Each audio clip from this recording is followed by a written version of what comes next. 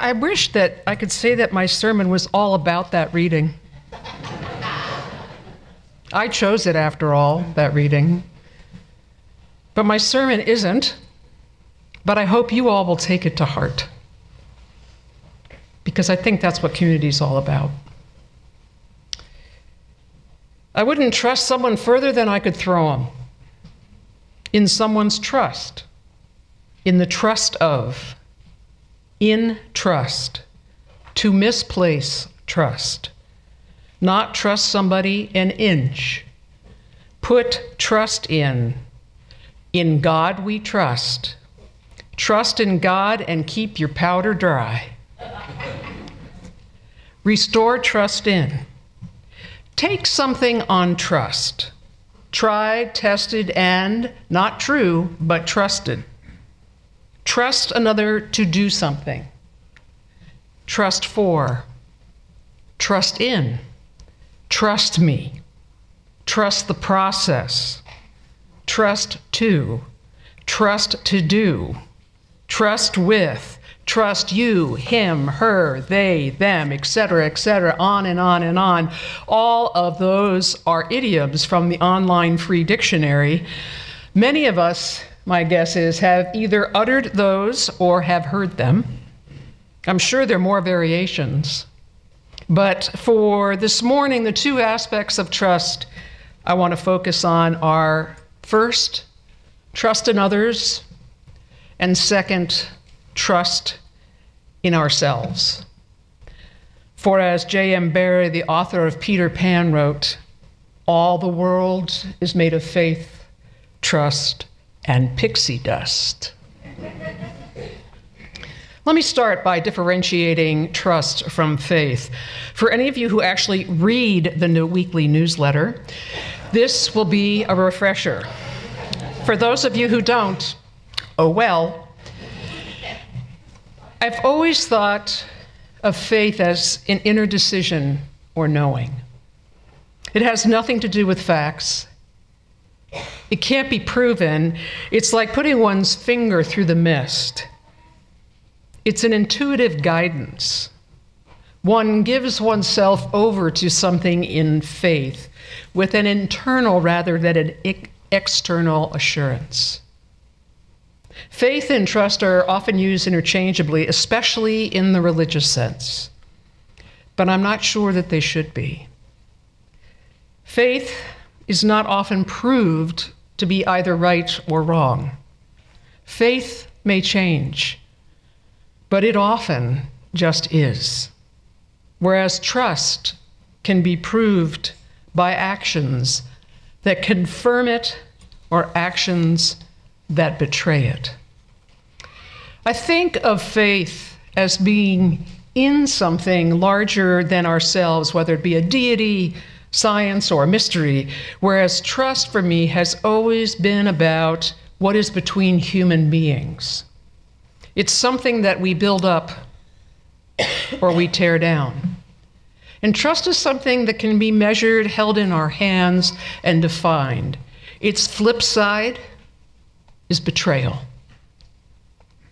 A cynical way to speak about the trust of others is to say that we are all born with an innate trust that is slowly chipped away at the rest of our lives.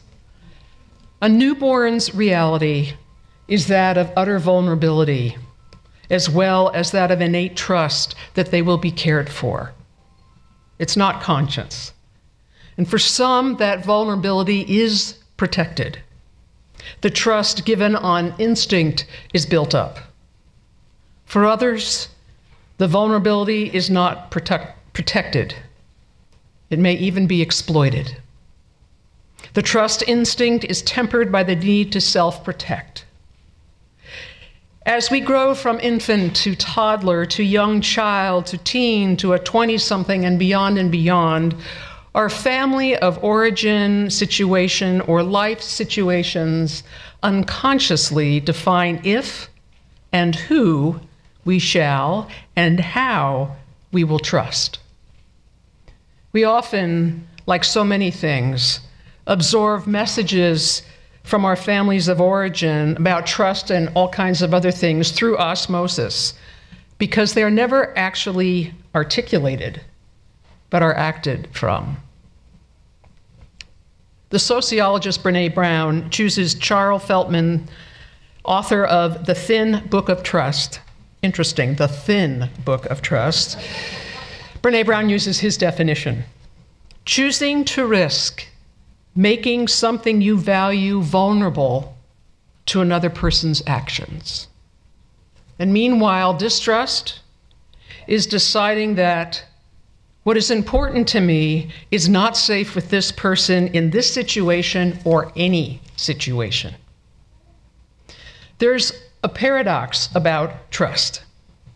We have to trust someone in order to be able to be in authentic relationship with them, and at the same time, we cannot trust someone until they show us that they are worthy of our trust.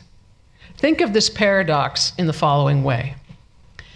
Some of us make our way through the world like young golden retriever puppies. We just wag our tails at everyone we meet. We expect nothing but lavish praise, love, hugs, pets, and treats.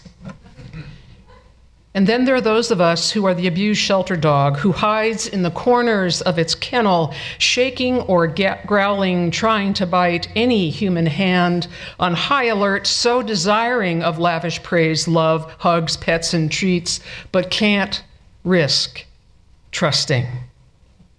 It has to be shown trust. It has that kind of prove it to me trust. Some trust is immediately given. Some is built up over time through the sharing of mutual vulnerability. The immediate trust and the trust built up over time are equally susceptible to betrayal. I started thinking about the parallels between kinds of power and trust. Now, there are many models of power. Some have 9 models, some have 7, some have 5, and I'm just going to borrow 3. Legitimate, referent, and expert power. Legitimate power is automatically given based on a person's position. Think minister in any other denomination but Unitarian Universalism. Or school principal.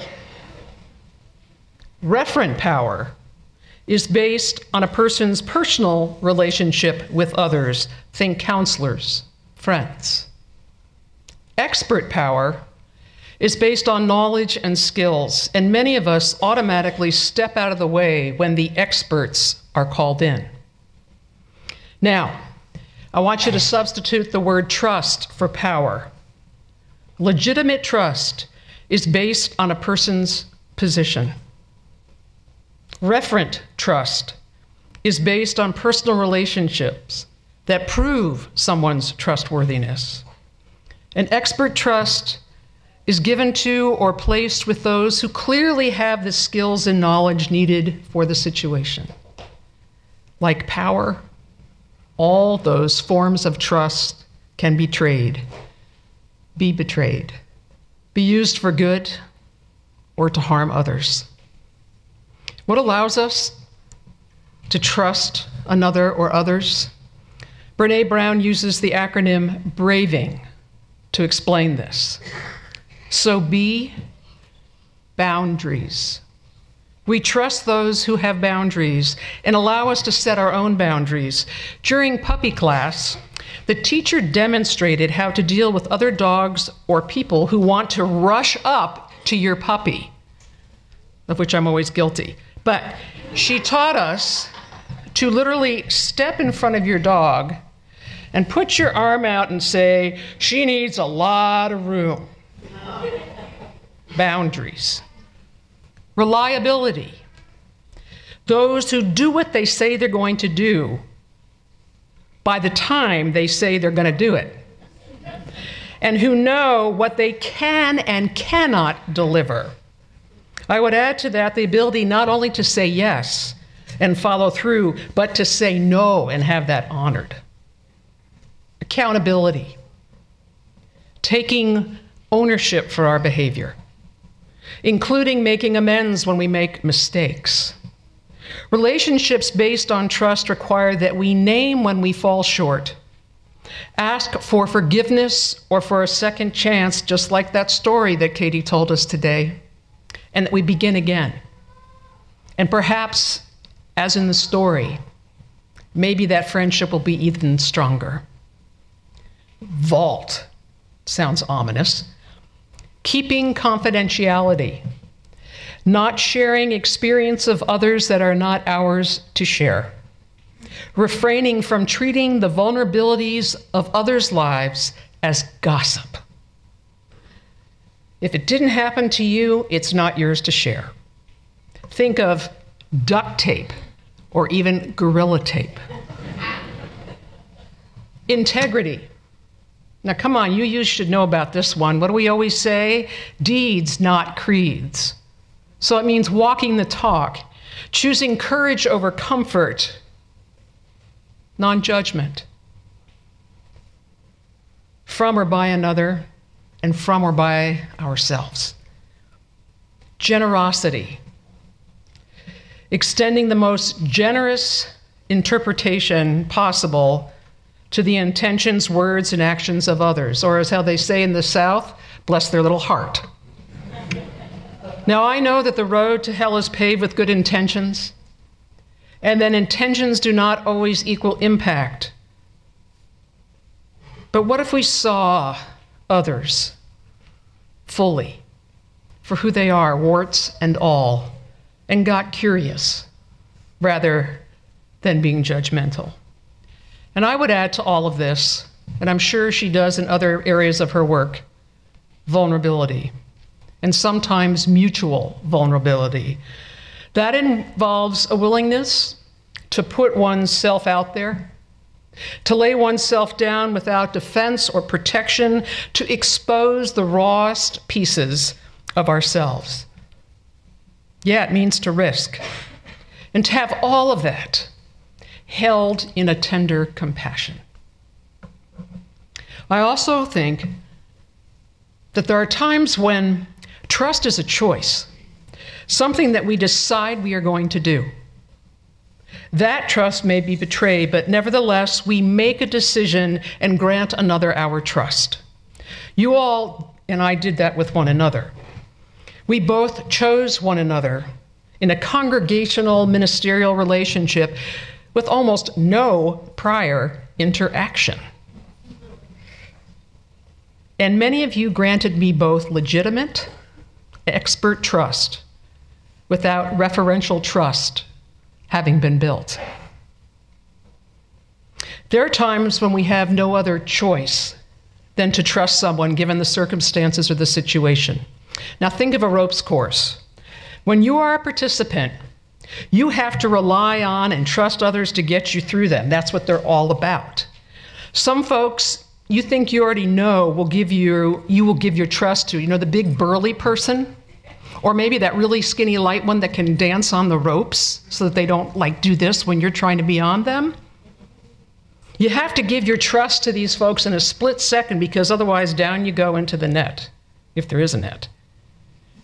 And do you remember those stupid trust exercises that we were all doing during the late 60s, 70s, and 80s, where a person is told to stand in the middle of a circle of others with their arms crossed across their chest and to just let yourself fall back and be caught and passed around by the group? I don't think so. Now, I hated those, and I still do. But this isn't all about me. What I can say is I don't think I know anyone who makes it through life with either having their trust betrayed or betraying another's trust at least once. The question isn't how many times it's happened to you, but what you do with that betrayal. Will you allow yourself to trust again? Some betrayals are so deep or violent or body and soul damaging that they may not ever be recovered from. There are those who will forever be the shelter dog, only capable of incremental moments that even approach trust. But I am talking here mostly about lesser betrayals, if there is such a thing. For all betrayal feels huge when it happens. I wasn't raised a Catholic, and I've never experienced going to confession. I do not long for some number of Hail Marys or Our Fathers or any prayer for absolution. But Unitarian Universalists talk all the time about right relationship and covenant without talking about what we do once those relationships are broken or trespassed against or betrayed. What do we do when our trust is broken or betrayed? How do we restore or renew our relationships with one another? Now, I'm a great believer in ritual, not because I think something magical happens, but because I think ritual makes room for something to happen.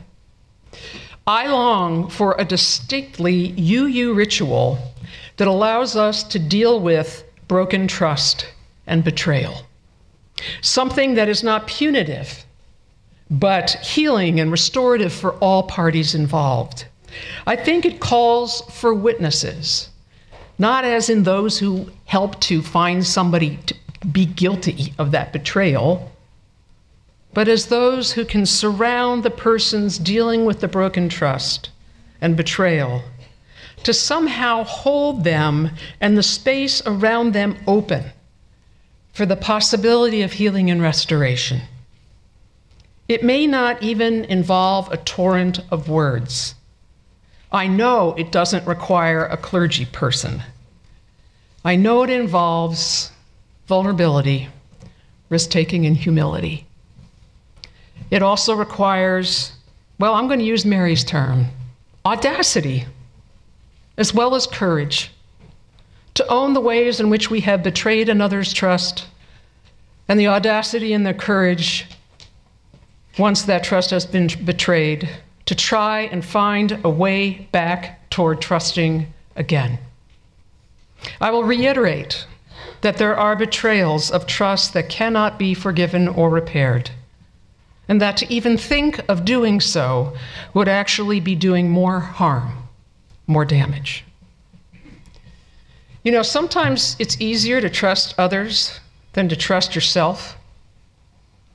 Sometimes we get lost in self-doubt or the words others have laid upon us. How do we find our way to our most authentic voice and longings?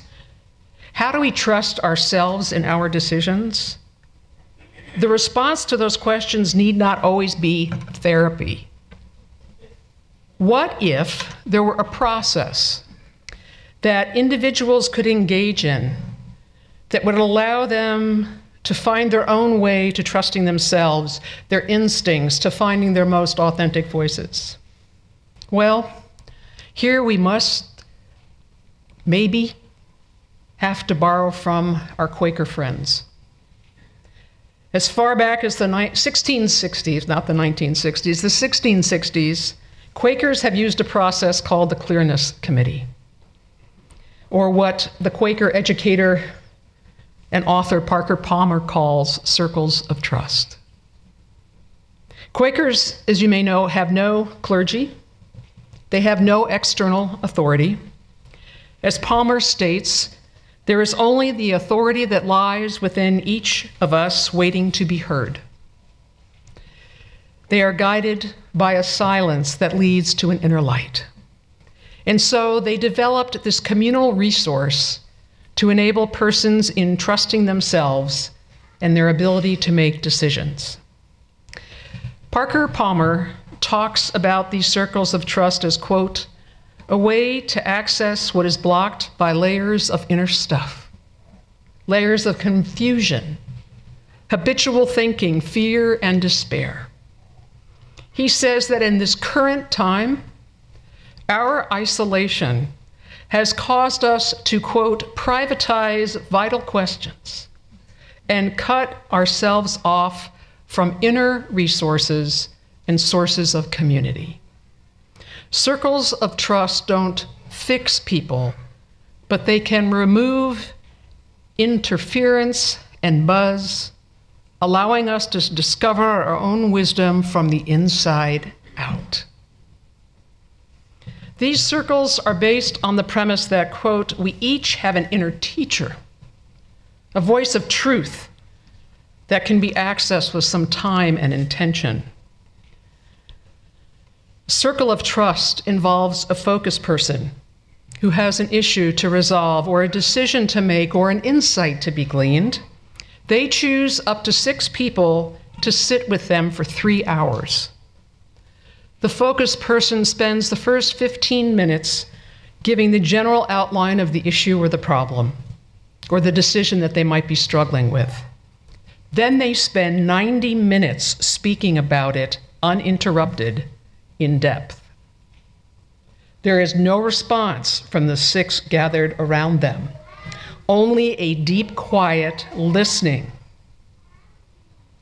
that helps create a space that can hold all that is being spoken. Can you imagine speaking uninterrupted about what is on your heart and mind for 90 minutes in the presence of others who do nothing other than surround you with silence that allows you to, quote, hear yourselves into speech? I can see the introverts out there sinking down into their chairs in utter terror. And the extroverts are sitting on their hands trying out to yell out, me, I want to be a focus person. Be careful what you think you're asking for here, because when you're engaged in these processes, they're like nothing you thought they would be. After that 90 minutes, the 6 may ask questions of the focus person that, quote, allow answers to emerge from one's own inner truth. In other words, you can't get interested in some aspect of the story and ask for details or go off on a tangent, which is my favorite thing to do, because I get interested, you know? It's not all about the 6 folks in that circle. It's all about the focus person. In fact, in instructions I have received as one of the 6, I was told not to lean in or out of that person's space, not to enter it. Now, this is not a process for everyone, nor is it appropriate for those who are particularly fragile or who are dealing with very, very delicate, loaded issues. But they are for those times when we need to face something in our souls, in times of transitions or crossroads, in times when a person is asking, is this what I want to be doing with my life? And does it align with my longings or values? Parker Palmer describes a clearness committee he once asked for when he was offered the presidency of a seminary. After the 3 hours, he realized that what he wanted was to see his name on the letterhead. Good thing that he called for that committee and didn't take the position. These circles of trust are an amazing tool and process. They affirm one's ability to trust oneself, one's inner authority or wisdom or knowledge. And they are an exercise in trust and vulnerability for all involved. The last time I was involved in one of these, we prepared for 5 days. But I've also been in one that I only had a few hours to prepare for. They are a religious tool that does not only work for Quakers. It is a tool that's UU-friendly even. It's not confession, but I do think it could provide us a way to further explore what it means to trust oneself and others. We have small group ministries that we regularly offer for folks here to dig into life issues. And trust in those groups is built up slowly over time as folks come to know one another. We also have something that's not known as well called covenantal conversations, which allow anyone in the community to explore over several sessions what the meaning of covenant is. But more importantly, these conversations also equip persons to have the skills to respond when someone breaks covenant, when the trust of another or the community has been frayed. If you're interested in these conversations, please see Peter Powers Poppy Lockridge, or Dave DeCoux, all of whom are here today. Now, what if we began encouraging folks to ask for circles of trust to help them gain clarity as we do the work of meaning making both individually and as a community? For you, religious communities are not only based on faith, but on trust in oneself, the community, and something that gets created, something that's larger than all of us when we assemble. Are we brave enough to heed Brené Brown's braving? Are we willing to do the hard work of trusting our most authentic selves? Are we willing to explore what it means to be a covenanted community and to create ways of repair, restoration, and renewal of right relationship when covenant, when trust has been broken? These are your questions to live into. When you are ready to take these on, you know where to find me.